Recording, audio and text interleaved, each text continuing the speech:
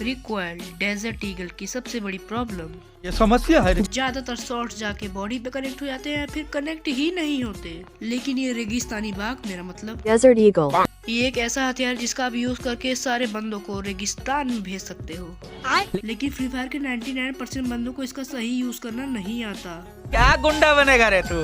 ऐसा नहीं हम इसका सही यूज नहीं कर सकते, बस हम ये 4 ट्रिक्स को नहीं जानते। और इन चारों ट्रिक्स का यूज करके राइस स्टार और सफेद 444 ने न जाने कितने बंदों को मार के क्वाड्रा किल किया है। बिना इन चारों ट्रिक्स का यूज किए ऐसा कोई भी फ्री फायर का बंदा नहीं जो कि डेजर्ट ईगल से हेडशॉट मार सके। जाने अनजाने में आप भी इन चारों ट्रिक्स का यूज करते हो, और अगर जानबूझ के किया तो आपका गेम प्ले भी यहाँ से यहाँ पहुँच जाएगा और सारे बंदों को हेडशॉट ही पड़ेगा डेजर्ट ईगल से। आप भी ये ट्रिक जानना चाहते हो? बता। अरे भाई बताऊंगा एम प्लेसमेंट से लेकर कैरेक्टर कॉम्बिनेशन तक, और लास्ट में एक सीक्रेट ट्रिक भी बताऊंगा। लेकिन आपको सबसे पहले सब्सक्राइब करना पड़ेगा। Trick number 1, M placement. बहुत सारे बंदों को ये कंफ्यूजन रहता है कि अपने एम को वाइट रखना है या रेड, और कितना ड्रैग करना है कि हमारा गोली एनिमी के हमेशा हेड पे ही कनेक्ट हो। अगर हम करें तो करें क्या, अभी बता है। अब इस चीज को ध्यान से समझो। अगर हम बंदे के लॉन्ग में तो हमको अपना एम को रखना है रेड और अपने एम को रखना है क्लोज। अब ड्रैग कितना करना है? अगर ड्रैग करना है, अगर हम बंदे के लॉन्ग रेंज में तो हमको थोड़ा सा स्लो में और कम मात्रा में करना है। अगर हम थोड़ा तेज ड्रैग करेंगे तो हमारा एम चला जाएगा आसमान में, क्योंकि वैसे ही हम बहुत ज्यादा एनिमी के लॉन्ग में हैं, तो इसीलिए हमारा एम करेक्ट नहीं होगा। क्योंकि हम स्पीड भी बढ़ा दे रहे हैं तो हमारी जो डिस्टेंस है वो छूट जाएगा।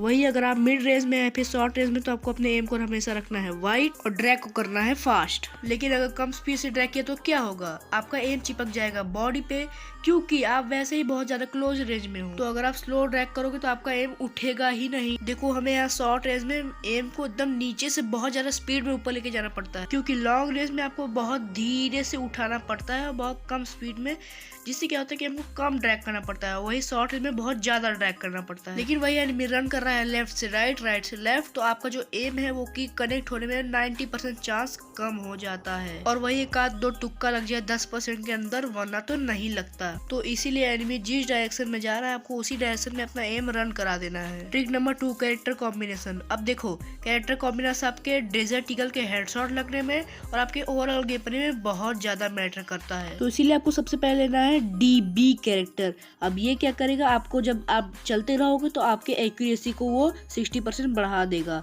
और इससे आपका एम चलते चलते भी बढ़िया लगेगा। अब दूसरे में आपको रखना है वुकोंग कैरेक्टर। देखो वुकोंग कैरेक्टर क्या करेगा, आपके जब आप रश करोगे 1v4 के लिए, तो आपको एक बंदे के मारने के बाद वो वुकोंग बन जाओगे, और फिर दूसरे बंदे को मार के फिर से वुकोंग, तीसरे बंदे को मार के फिर से वुकोंग, और चौथे बंदे को मार के बुया। अब देखो बहुत सारे बंदे क्या करते हैं, ना ही किसी की वीडियो देखते हैं और ना ही किसी को ट्रिक लगाने देते हैं, तो वो ऐसा कैरेक्टर लाते हैं जो आपकी स्किल को ब्लॉक कर देता है, जैसे कि A194, जो कि आपको स्किल को एकदम ब्लॉक कर देगी। तो उसको बचने के लिए आपको लगाना है जोसेफ कैरेक्टर, जिसके ऊपर इन सब कैरेक्टर का प्रभाव ही नहीं पड़ता। और आपको एंड में लेना है जोटा कैरेक्टर।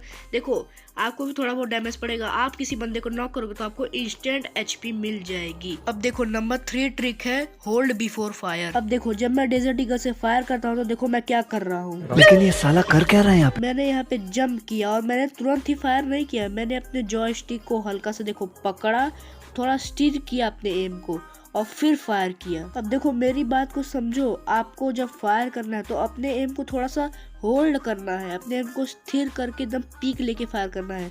और ये जो होल्ड रहता है ना, ये समझो ये सिर्फ कुछ मिली सेकेंड का रहता है। और भाई आपका एम हर एक जो आपका एम है वो बंदे के हेड पे ही लगेगा, और इस चीज को करने के लिए आपको लगेगा प्रैक्टिस। तो गाइस एट दी एंड मैं यही कहना चाहूंगा कि ये सारे टिप्स को फॉलो करो और बन जाओ अपने UMP मास्टर। और जो भी दोस्त आपको ये चैलेंज करते हैं डेजर्ट ईगल के लिए, उन लोग को आसानी से हरा दो। और लास्ट में एक बोनस टिप है जो कि मैंने आपको बताया था शुरुआत में, वो है सेंसिटिविटी। तो सेंसिटिविटी के बारे में मैंने पिछली वीडियो में कहा था, लेकिन बहुत सारे बंदों ने कमेंट ही नहीं किया।